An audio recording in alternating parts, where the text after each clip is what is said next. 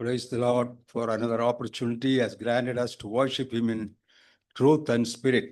ஆவியோடும் உண்மையோடும் நாம் மீண்டும் ஒரு முறையாக ஆண்டவரை ஆராதிக்க தேவன் நமக்கு கொடுத்த இந்த சந்தர்ப்பத்தை எண்ணி நாம் ஆண்டவருக்கு நன்றி சொல்வோம். And He is the one who rescued us from all our sins. அவரே நம்மை நம்முடைய எல்லா பாவங்களிலிருந்தும் விடுதலையாக்கி காக்கிறவராக இருக்கிறார். And provided us the heaven. நமக்கு பரலோகத்தை கொடுத்திருக்கின்றார். And today we are worshiping Him, He is obeying His commandment in this world here. இந்த உலகத்திலே அவருடைய கட்டளைக்கென்று கீழ்ப்படிந்து நாம் அதை இன்றைக்கு நாம் நினைவு கூர்ந்து அவரை நாம் நினைவு கூர்ந்திருக்கிறோம். So I will read one portion. ஒரு வேத பகுதியை நான் வாசிக்கிறேன்.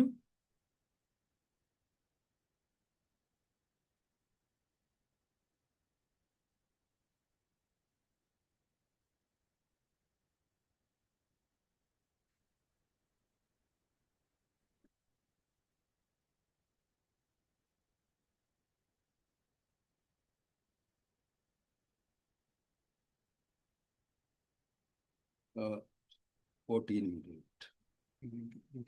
Read for me 30:14. உபாகமம் 30ஆம் அதிகாரம் 14வது வசனம். உபாகமம் 30ஆம் அதிகாரம் 14வது வசனம். நீ அந்த வார்த்தையின்படியே செய்யும் பொருட்டு அது உனக்கு மிகவும் சமீபமாய் உன் வாயிலும் உன் இருதயத்திலும் இருக்கிறது. What we are going to listen, this word is in our mouth. அந்த வார்த்தை உன் வாய்க்கு சமீபமாய் இருக்கின்றது என்றுதான் நாம் தியானிக்க இருக்கிறோம். Recently I was studying from Ephesians to Revelation. சமீபத்தில் நான் எபேசியர் துவங்கி நான் வெளிப்படுத்தின விசேஷம் வரைக்கும் நான் வாசித்து தியானித்து வந்தேன். Many messages are written and kept in my house. அநேக செய்திகளை நான் வீட்டில் எழுதி நான் வைத்திருக்கின்றேன். Out of that, one portion is touched my heart and I examine myself how I am in front of this verse. அதிலே ஒரு குறிப்பிட்ட விஷயமானது என்னுடைய மனதை அதிகமாக கவனத்தை ஈர்த்தது. அதில் நான் என்னுடைய வாழ்க்கையை நான் ஒப்பிட்டு பார்த்து நான் இவ்வண்ணமாக அதில் இருக்கிறேன் என்பதை தியானிக்க உதவி செய்தது. For we will read from Colossians 3. நாம் கொலோசையர் 3ஆம் அதிகாரத்திலிருந்து நாம் வசனங்களை வாசிப்போம். Colossians 3, there is,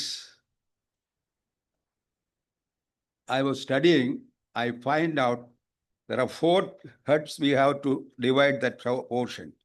இந்த அதிகாரத்தை நாம் 4 பகுதிகளாக பிரிக்க வேண்டும் என்று சொல்லி நான் தியானித்து வந்தேன். And today I am going to take that portion. இன்றைக்கு நான் அந்த பகுதியை நான் உங்களோட கூட தியானிக்க விரும்புகிறேன். I was really touched my heart with this studying of this portion. இந்த பகுதியை நான் வாசித்த பொழுது அதிகமாய் நான் இருதயபூர்வமாக தொடப்பட்டேன். Verse 1 to 4, 1 முதல் 4 வரை இருக்கின்ற வசனங்கள். Apostle Paul exhorts us to set our hearts upon heaven. நம்முடைய கவனத்தை நம்முடைய மனதை நாம் பரலோகத்தை நோக்கி நாம் பதிக்க வைத்திருக்க வேண்டும் என்று சொல்லி அப்போஸ்தலனாகிய பவுல் அறிவுரை சொல்கிறார். And second portion 5 to 11, இரண்டாவது பகுதியாக இருக்கின்ற 5 முதல் 11 வரை இருக்கின்ற வசனம், mortification of our sin. நம்முடைய பாவங்கள் அழிக்கப்பட வேண்டும் என்று அங்கே சொல்லப்படுகிறது. And the third, which is from 12 to 17, மூன்றாவதாக 12 முதல் 17 வரைக்கும், mutual love and compassion. ஒருவருக்கொருவர் இருக்க வேண்டிய அன்பும் அதே போல மனதுருக்கமும். And the last 25, 18 to 25, 18 முதல் 25 வரை, exhortation to relative duties of the believers. விசுவாசிகளுக்கு ஒருவரோடொருவர் இருக்கின்ற கடமைகள் என்பதை குறிப்பிட்டு சொல்கிறது. So let us first go to 1 to 4. முதலாவதாக நாம் முதல் 4 வசனங்களை நாம் தியானிப்போமாக. Though we are made free from the circumstances of all the law. இந்த பிரமாணங்கள் நியாய பிரமாணத்தினுடைய இருக்கின்ற எல்லா சூழலிலிருந்து நாம் விடுதலை பண்ணப்பட்டிருந்தாலும் கூட, it does not mean that we can live as we like. நாம் விரும்புகின்ற பிரகாரமாக நாம் ஒருபோதும் ஜீவிக்கலாகாது. We must walk more closely with our Lord. நம்முடைய ஆண்டவரோட கூட இன்னும் நாம் நெருங்கி ஜீவிக்க வேண்டும். Our life in this world is profitable to somebody else also, brethren. இங்கே நம் பூமியில வாழக்கூடிய நம்முடைய வாழ்க்கையானது நம்முடைய சக சகோதரர்களுக்கு ஏதோ ஒரு விதத்திலே ஒரு ஆதாயத்தை ஒரு பிரயோஜனத்தை கொண்டு வருகின்றது. We must be concerned of the others also. நாம் பிறர் மேல் அக்கறை உள்ளவர்களாகவும் இருக்க வேண்டும். In our life we should do that. நம்முடைய வாழ்க்கையில நாம் அதனை செய்ய வேண்டும். And now when verse it comes, we read it, Zechariah chapter 7 verse 9. சகரியா 7ஆம் அதிகாரம் 9ஆம் வசனம். சகரியா 7ஆம் அதிகாரம் 9ஆம் வசனம். சேனைகளின் கர்த்தர் உரைக்கிறது என்னவென்றால், நீங்கள் உண்மையாய் நியாயம் தீர்த்து அவனவன் தன் தன் சகோதரனுக்கு தயவும் இரக்கமும் செய்து. This is our duty which is commanded by our Lord. நம்முடைய ஆண்டவர் தாமே நமக்கு கட்டளை கொடுத்திருக்கக்கூடிய ஒன்றாக இது இருக்கின்றது. In James 1 chapter 1 22 and 23 says, யாக்கோபு முதல் அதிகாரம் 22 23ஆம் வசனம் சொல்கிறது, be you doers of the word, not hearers only. நாம் வேத வசனங்களை கேட்பவர்களாக மாத்திரமல்ல, அதனை நாம் நடக்கிறவர்களாகவும் இருக்க, அதன்படி நடக்கிறவர்களாகவும் இருக்க வேண்டும் என்று சொல்லப்படுகிறது. Deceiving yourselves. உங்களையே நீங்கள் வஞ்சியாதபடிக்கும் என்று சொல்லப்படுகிறது. For if any man hear of the word of the Lord, ஒருவன் வேத வசனத்தை கேட்டும் not a doer, அதன்படி செய்யாதவனானால், he is like a man who is looking at a mirror and go back. கண்ணாடியிலே தன் சுவாப முகத்தை பார்க்கிற மனுஷனுக்கு ஒப்பாயிருப்பான். So we should know that by studying the word of God, it is a practicable thing in our personal life as well as to the co-believers. ஆகவே வேத வசனத்தினுடைய வாழ்க்கையில வாசிக்கும் பொழுது அது நமக்கும் நம்முடைய சக விசுவாசிகளுக்கும் அது பிரயோஜனமுள்ள வகையிலே இருக்க வேண்டும். Also James says, அதே போல யாக்கோபு சொல்லும் பொழுது, and he says 1:26, 1:26, உங்களில் ஒருவன் தன் நாவை அடக்காமல் தன் இருதயத்தை வஞ்சித்து தன்னை தேவ பக்தி உள்ளவன் என்று எண்ணினால் அவனுடைய தேவ பக்தி வீணாயிருக்கும். Also he says, if any man among us seems to be religious and bridle not his tongue, but doeth his own heart, deceiveth on his heart. அவன் தன்னுடைய இருதயத்தை வஞ்சிக்கிறவனாக இருப்பான். தன் இருதயத்தை வஞ்சித்து தன்னை தேவ பக்தி உள்ளவன் என்று எண்ணினால் அவனுடைய தேவ பக்தி வீணாயிருக்கும்.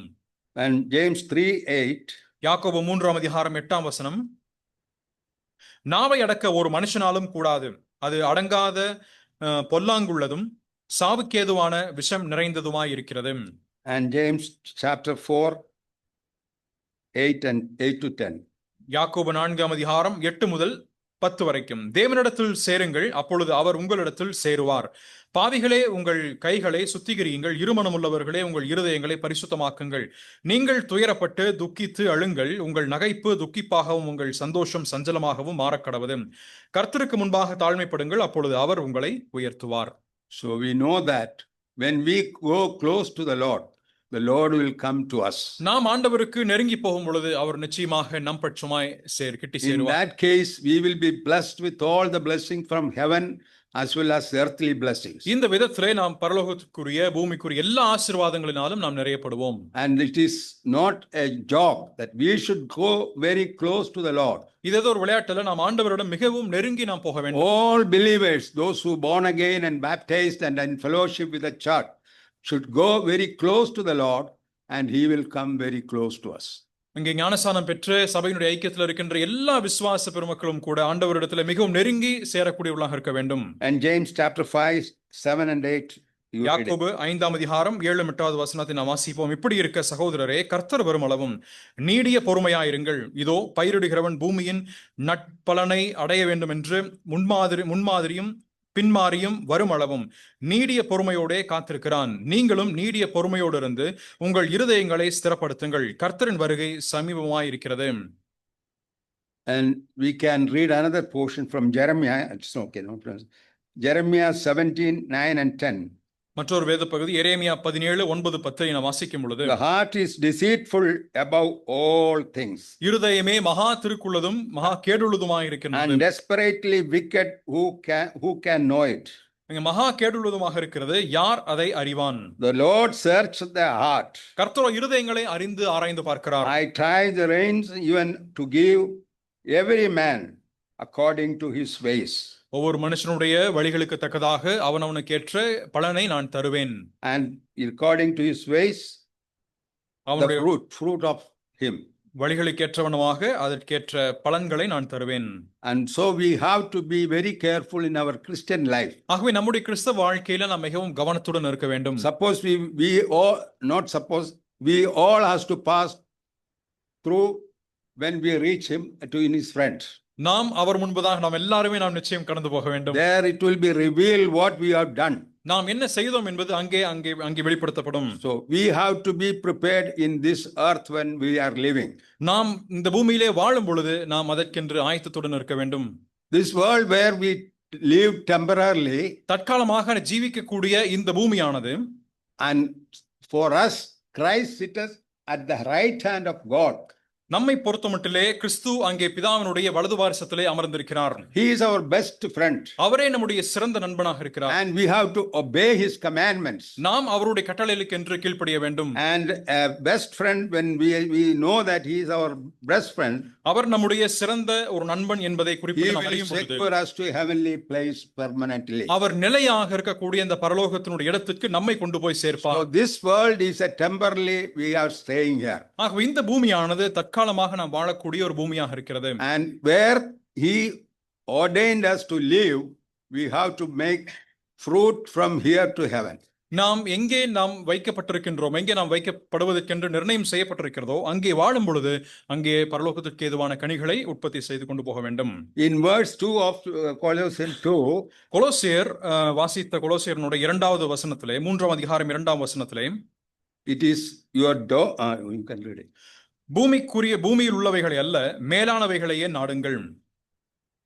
It is our duty to think over it, what is our responsibility given to us by the Lord. நம்முடைய ஆண்டவராலே நமக்கென்றும் கொடுக்கப்பட்டுள்ள கடமை என்னவென்பதை பற்றி நாம் தானே சிந்தித்து பார்க்க வேண்டும். He is our best friend, has gone to secure us heavenly place, I said. நான் ஏற்கனவே சொன்னது போல அவரே நம்முடைய சிறந்த நண்பனாக இருக்கிறார். நமக்கென்றும் அவர் வானத்திலே ஒரு இடத்தை ஆயத்தம் செய்யும்படி சென்றிருக்கிறார். And therefore we should seek the happiness of heaven in this place. ஆகவே பரலோகத்தினுடைய சந்தோஷத்தை இந்த பூமியிலே அடையும்படிக்கு நாம் நாட வேண்டும். And he says the affections we have with this world. அவர் சொல்லும் பொழுது இந்த பூமிக்குரியவைகளின் பேரில் நமக்கு இருக்கக்கூடிய ஒரு பற்றும் ஒரு பாசமும், and our hope and our trust is that our Lord will come very soon. நம்முடைய ஆண்டவர் மீண்டுமாக திரும்பி வருவார் என்பதனுடைய ஒரு நம்பிக்கையும் ஒரு எதிர்பார்ப்பும். At that time we will come to know that this affection of the world is nothing. அந்த நேரத்திலே இந்த பூமிக்கு உரியவைகள் மேல் வைத்திருக்கக்கூடிய இந்த பரிவு எல்லாமே ஒன்றுமே இல்லை என்பதை நாம் புரிந்து கொள்வோம். We are dead to the present things of the world. உலகத்தினுடைய தற்காலமான விஷயங்களுக்கு நாம் செத்தவர்களாக இருக்கிறோம். And we are dead to the earth and renounced it நாம் as our happiness. நம்முடைய ஒரு சந்தோஷம் என்று பார்க்கும் பொழுது பூமிக்குரியவைகளை நாம் ஒன்றுமே இல்லை என்று சொல்லி துச்சமாக நாம் விட்டு விடுவதாக இருக்கிறது. It is absurd for us to set our affection upon it and seek it. அதன் பேரிலே நாம் சந்தோஷம் வைத்தோ அதன் பேரிலே நாம் மகிழ்ந்து கலிகூறுவதோ ஒரு வீணான ஒரு செயலாகும். Our true life is lying in the other land. நம்முடைய உண்மையான வாழ்க்கை என்று சொல்வது மறு தேசத்திலே உண்டு. Wherever you live it, எங்கே நீங்கள் ஜீவிக்கிறீர்களோ, you will be a witness to the Lord. நீங்கள் ஆண்டவருக்கு ஒரு சாட்சியாக வாழ்ந்து, but at that same time we should remember that our true life is in the heaven. ஆனால் அதே நேரத்திலே நம்முடைய மெய்யான ஒரு வாழ்க்கை பரலோகத்திலே உண்டு என்பதை நினைவு கூற வேண்டும். So we have to do something with that subject. ஆகவே our life. நம்முடைய வாழ்க்கையிலே இதன் பேரிலே நாம் கவனத்துடன் வாழ வேண்டும். At the second coming of the Lord Jesus Christ, ஆண்டவர் இயேசு கிறிஸ்துவினுடைய 2ஆம் வருகையிலே we hope for the perfection of our life. நம்முடைய வாழ்க்கையினுடைய பரிபூரணத்திற்கென்று நாம் எதிர்பார்க்கிறோம். And verse 4 says, 4வது வசனம் சொல்கிறது, when Christ is on life shall appears, we will also appear with him in glory. நம்முடைய ஜீவனாகிய கிறிஸ்து வெளிப்படும் போது நீங்களும் அவரோட கூட மகிமையிலே வெளிப்படுவீர்கள். Lord Jesus Christ is appearing with the glory of Father and as well as his glory. ஆண்டவர் இயேசு கிறிஸ்து பிதாவினுடைய மகிமையோடும் அவருடைய மகிமையோடும் கூட வர இருக்கிறார். But we will go to him with his own glory. ஆனால் நாம் அந்த மகிமையோட போகிறோம். Christ is the believer's life in our world in this thing. இந்த உலகத்திலே கிறிஸ்துவே ஒரு விசுவாசனுடைய ஜீவனாக வாழ்க்கையாக இருக்கிறார். And he is the principle and Christians be trust with him. அந்த கிறிஸ்துவின் பேரிலே நாம் நிலையான ஒரு நம்பிக்கையோடு இந்த பூமியில வாழ வேண்டும். And do we look for such a happiness அப்பேற்பட்ட ஒரு சந்தோஷத்தை எதிர்நோக்கி இருந்தாலும் கூட should we not set our affections upon the world and live above this? இந்த பூமிக்குரிய இருக்கக்கூடிய விருப்பங்களின் பேரிலே நாம் முற்றுமாக அதனை விட்டுவிட்டு பரலோகத்திற்கு மேலே நம்பிக்கையுடையவர்களாக இருக்க வேண்டும் Our head is there. நம்முடைய தலை சிரசு அங்கே Our இருக்கிறது. home is there. நம்முடைய வீடு மேலே உண்டு. Our treasure is there. நம்முடைய பொக்கிஷம் பரலோகத்திலே உண்டு. And then we think of it. அதை பற்றி நாம் தியானித்து சிந்திக்கும் போது we should be very careful our Christian life in this world. இந்த பூமியிலே நாம் வாழக்கூடிய கிறிஸ்தவ வாழ்க்கையிலே மிகவும் ஜாக்கிரதையாக இருக்க வேண்டும். Definitely those who are born again will go to heaven. நிச்சயமாக மீண்டும் பிறந்தவர்கள் பரலோகத்திற்கு செல்வார்கள். But how much we will get from the heaven from Lord's care? ஆனால் ஆண்டவரிடமிருந்து நாம் பரலோகத்தில் எவ்வளவு அதிகமாக பெற்றுக்கொள்ள போகிறோம் என்பது மிக முக்கியம். That we should remember it very well. அதை நீங்கள் அதிகமாக அறிந்திருக்க வேண்டும். And second thing is from chapter 5 to 11. இரண்டாவதாக இதே அதிகாரத்தினுடைய 5 முதல் 11 வரைக்கும் the Colossians, as a result of being alive in Christ, be in the daily process of putting sin into death. இங்கே கொலோசியர்கள் கிறிஸ்துவிலே அவர் பெயரிலே அதிகமாக அவருக்குள் ஜீவித்திருக்கின்ற காரணத்தினாலே இப்பொழுது இருக்கக்கூடிய இந்த உலகத்தினுடைய மாம்சத்தையும் அதனுடைய இச்சைகளையும் அவர்கள் அழித்திருக்க வேண்டும் என்பது சொல்லப்படுகிறது. None of us can say I have no sin. என்னிடத்திலே பாவமே இல்லை என்று ஒருவரும் சொல்ல முடியாது. We have, by words, by deeds and faith, so many things we are maybe doing sins in this world. இந்த உலகத்திலே நம்முடைய செயலினாலும் நம்முடைய வார்த்தையினாலும் எண்ணங்களினாலும் நாம் பாவம் செய்வதற்கான வாய்ப்புகள் உண்டு. Therefore we should remember that we should be very careful in our heart and in front of Lord Jesus Christ. ஆகவே நம்முடைய இருதயத்திலும் நம்முடைய ஆண்டவர் இயேசு கிறிஸ்துவுக்கு முன்பதாகவும் மிகவும் கவனத்துடன் நாம் வாழ வேண்டும். It is our duty to mortify our body which are upon the earth and which naturally incline us to the things of the world. இந்த உலகத்திற்கு அதனுடைய ஆசாபாசங்களுக்கும் நேராக அதனுடைய இச்சைகளுக்கும் நேராக வழிநடத்தி செல்லக்கூடிய நம்முடைய சரீரத்தினுடைய அவயவங்களை நாம் அழித்து போட வேண்டும். Lust of the flesh, கண்களின் இச்சை, uncleanness, அசுத்தம், fornication, இங்கே வேசித்தனம், inordinate affections, இங்கே தகாத விருப்பங்கள், and hypocrisy. மாய்மாலம். These things are happening in the churches even today. இதெல்லாம் இன்றைக்கும் கூட இந்த நாட்களிலும் நடைபெற்று வருகின்றது. The love of the world and covetousness, உலகத்தின் மேல் இருக்கக்கூடிய ஆசையும் அதே போல பொருளாசையும், which is idolatry, அது விக்கிரகாராதனையாக இருக்கிறது. The love of the world, I will specify that word, the love of the world, உலகத்தினுடைய விருப்பமும், and covetousness, which is idolatry, பொருளாசையும் அது விக்கிரகாராதனையாக இருக்கிறது. that is an inordinate sin, அது நமக்கு தகாத ஒரு பாவமாக இருக்கிறது. and all the outward enjoyments of this world, இந்த உலகத்தினுடைய வெளிப்புறமாக இருக்கின்ற எல்லா சந்தோஷங்களும் is sin. அது பாவமே. Covetousness is spiritual idolatry. இங்கே பொருளாசை என்பது ஆவிக்குரிய ஒரு விக்கிரகாராதனையாகும். So it is giving of that love and regard to the worldly wealth which are due to God only. ஆகவே தேவனுக்கு மட்டுமே உரியதாக இருக்கக்கூடிய அந்த அன்பையும் கிரையும் நாம் செலுத்துவோம். By saying this, இதை சொல்வதன் மூலம் I don't say that we don't need anything from this world. உலகத்திலிருந்து எதுவுமே நமக்கு வேண்டாம் என்று நான் சொல்லவில்லை. We need house, நமக்கு வீடு வேண்டும், we need car, நமக்கு வாகனம் வேண்டும், anything, but we need for our provision for living in this world. இந்த பூமியிலே ஜீவிப்பதற்காக எல்லா வசதிகளும் நமக்கு வேண்டும் தான். But when you go close to him, ஆனால் நீங்கள் அவருக்கு நெருங்கி நீங்கள் செல்லும் பொழுது he will come close to you, அவர் உங்களிடத்தில் நெருங்கி சேருவார், and provide you whatever you need it. உங்களுக்கு எதுவெல்லாம் தேவைப்படுகின்றதோ அதை அவரே தருவார். On my own merit I have nothing in my heart, but it is God's grace, he provide everything. என்னுடைய நன்மை நிமித்தமாக அவர் எதையும் நமக்கு கொடுக்கவில்லை, மாறாக தம்முடைய கிருபையினாலே நமக்கு எல்லாவற்றையும் தருகிறார். In verse 13, 13வது வசனம், we are to pattern our grace on the forgiveness as we have received from God. நாம் தேவனிடமிருந்து பெற்றுக்கொண்ட அந்த மன்னிப்பை போலவே நாம் ஒருவர் மன்னிக்க வேண்டும், தாங்க வேண்டும். He gave grace to us not on my merit. என்னுடைய நன்மை நிமித்தமாக என் நிமித்தமாக அவர் அந்த கிருபையை தேவன் எனக்கு கொடுக்கிறார். On his grace, ஆனால் we are sustaining in this world. அவருடைய கிருபையினாலே நாம் இந்த பூமியிலே நிலைநாட்டப்படுகிறோம்.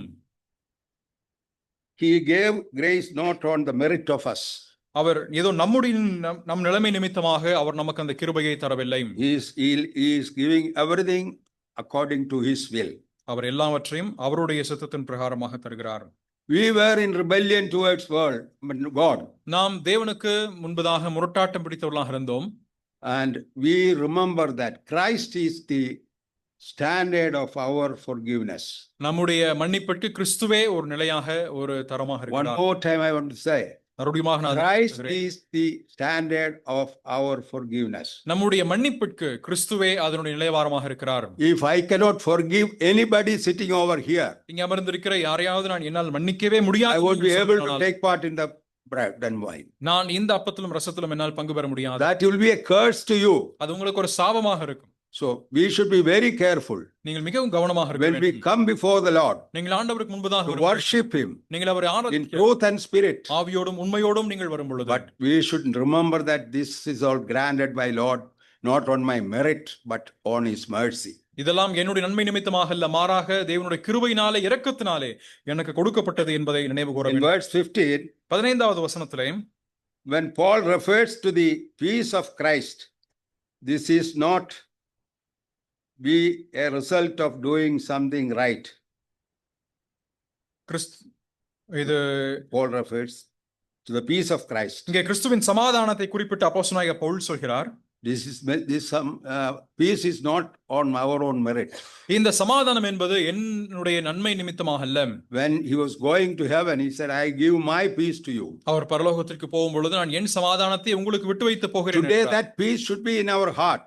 இன்றைக்கு அந்த சமாதானம் நம்முடைய இருதயத்தில் இருக்க வேண்டும். Whatever problem comes on our life, என்னவெல்லாம் பிரச்சனை என்னுடைய வாழ்க்கையில it வந்தாலும் will not be without the knowledge of the Lord. அது ஆண்டவருடைய அறிவின்றி ஞானமின்றி வராது. Maybe his name may be glorified by that. ஒருவேளை அதன் மூலமாக ஆண்டவருடைய நாமம் மகிமைப்பட வேண்டும் என்றும், And because of that, அது நிமித்தமாக glory is to God only, alone. அந்த மகிமை என்பது ஆண்டவருக்கு மட்டுமே உரியது. We are nothing in front of him, அவருக்கு முன்பதாக நாம் ஒன்றுமே இல்லை. but his grace was upon us. ஆனால் அந்த கிருபையானது That is why we are called the children of God. அது நிமித்தமாகத்தான் நாம் தேவனுடைய பிள்ளைகள் என்று That அழைக்கப்படுகிறோம். is a great privilege. அது மிகப்பெரிய ஒரு And ஸ்லாக்கியமாகும். in this world, nobody has that privilege. Only the believers have that privilege. விசுவாசிகளுக்கு மட்டும்தான் அப்பேற்பட்ட ஒரு ஸ்லாக்கியம் இந்த பூமியிலே இருக்கின்றது.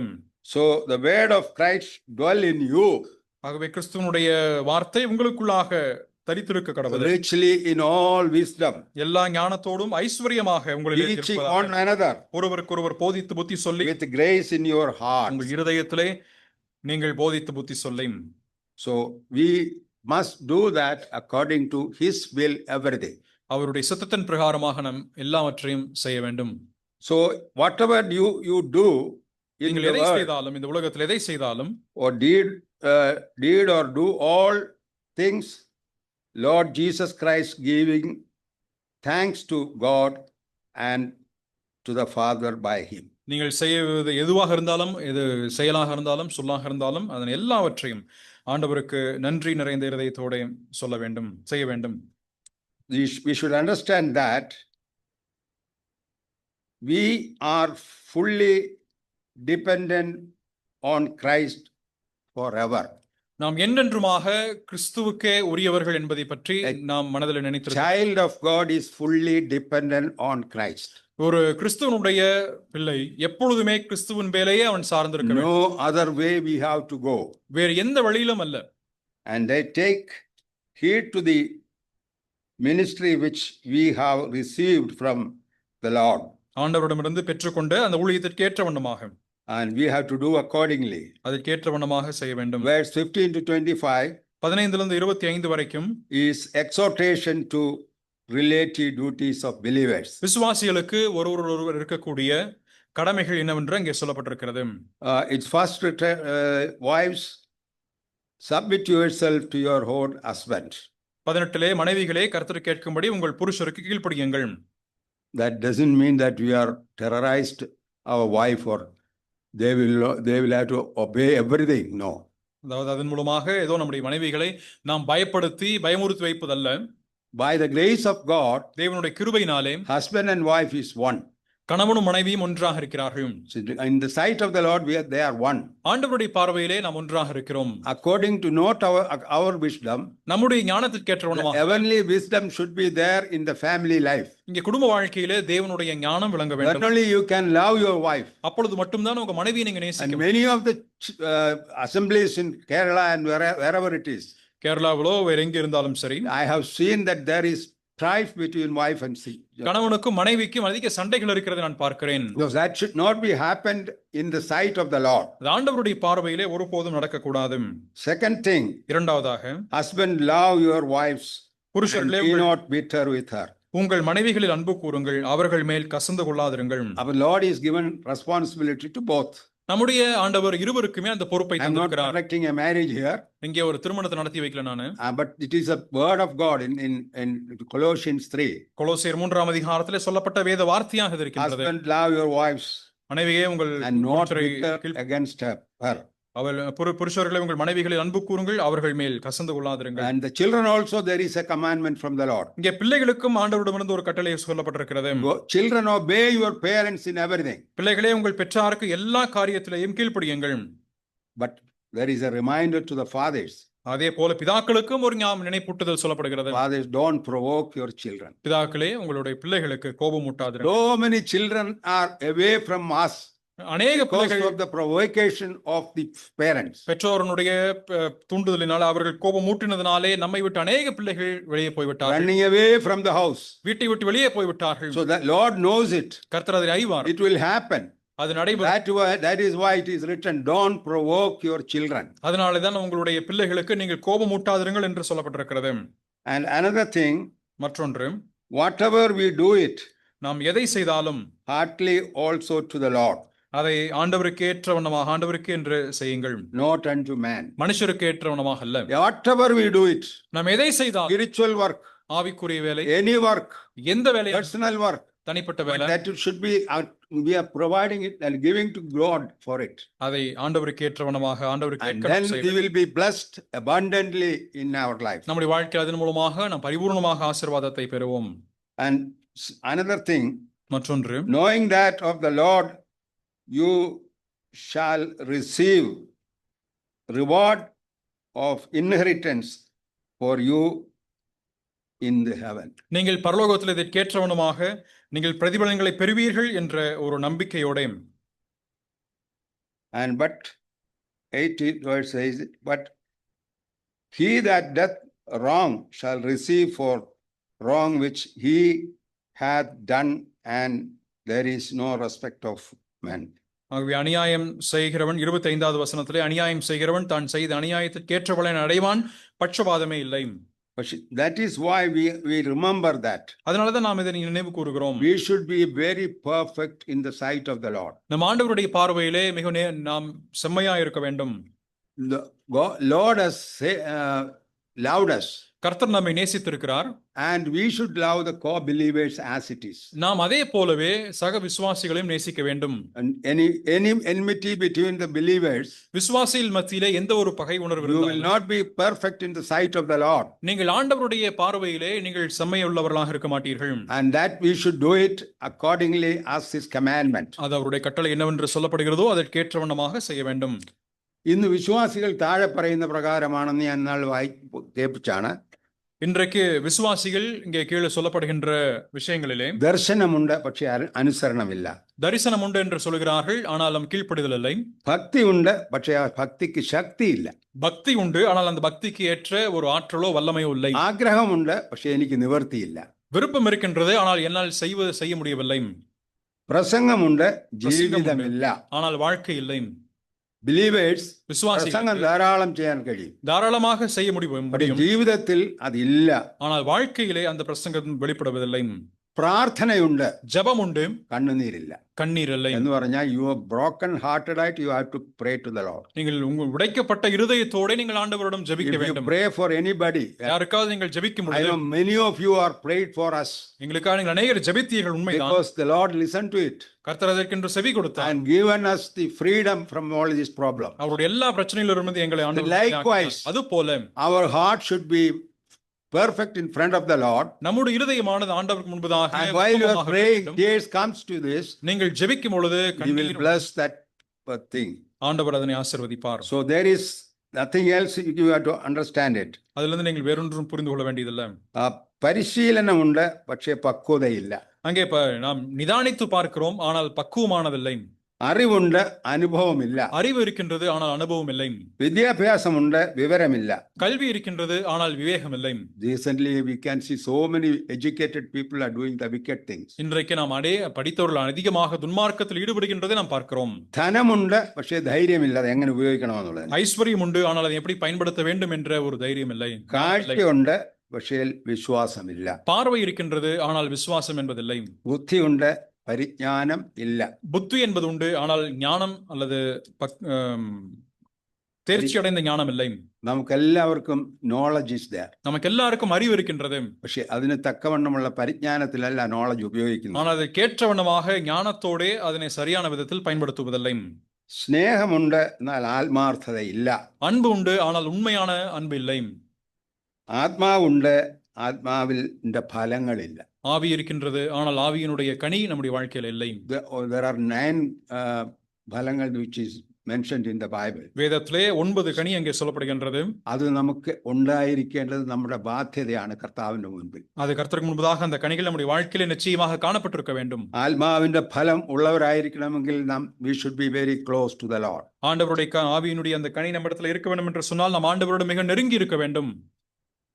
അധികാരമൊക്കെ നമുക്കുണ്ട്, அதிகாரம் எல்லாம் இருக்கின்றது, ദൈവാശ്രയമില്ല. ஆனால் தேவனுடைய சார்ந்து கொள்ளுதல் இல்லை. ലോകമുണ്ട് നമുക്ക്, உலகம் நமக்கு இருக்கின்றது, ദൈവമില്ല. ஆனால் தேவன் இல்லை.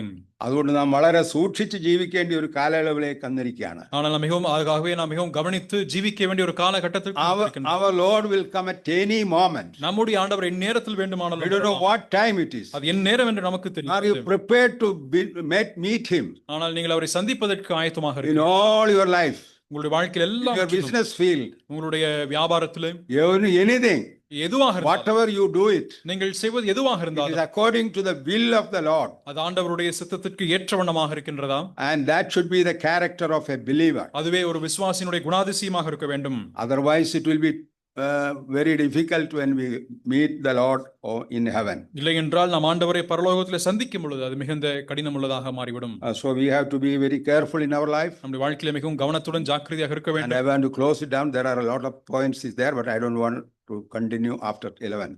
அதிகமான குறிப்புகள் இன்னும் சொல்வதற்குண்டு, ஆனால் 11 மணிக்கு மேலாக நான் தொடர்ந்து பேச விரும்பவில்லை. My personal request as well as the spiritual request, என்னுடைய தனிப்பட்ட மற்றும் அதே போல் ஆவிக்குரிய ஒரு விண்ணப்பம் என்னவென்று சொன்னால், since our Lord is going to come very soon, நம்முடைய ஆண்டவர் மிக விரைவாக வர இருக்கின்ற we must be very close to him. நாம் அவரிடத்தில் மிகவும் நெருங்கி இருக்க வேண்டும். And our spiritual activity, நம்முடைய ஆவிக்குரிய செயல்பாடுகள் not for our famous name, நம்முடைய பெயருக்கோ புகழுக்கோ அல்ல, it for his glory. அவருடைய மகிமைக்காக இருக்க We வேண்டும். are going to have his glory once.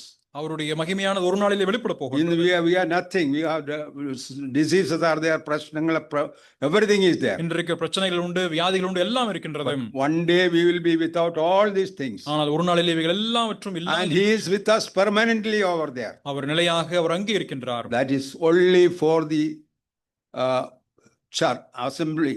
Assemblies means not only brethren, those who are born again. மீண்டும் பிறந்திருக்கின்ற நபர்களுக்காக அவர் வர இருக்கிறார். So let God may bless us all. தேவன் தாமே நம்ம எல்லாரையும் In ஆசீர்வதிப்பாராக. the days to come, வரக்கூடிய நாட்களிலே and we'll continue to live like that. நாம் அப்படியாக தொடர்ந்து ஜீவிக்க கர்த்தர் உதவி செய்வாராக. பிரார்த்திക്കാം. ஜெபிப்போம்.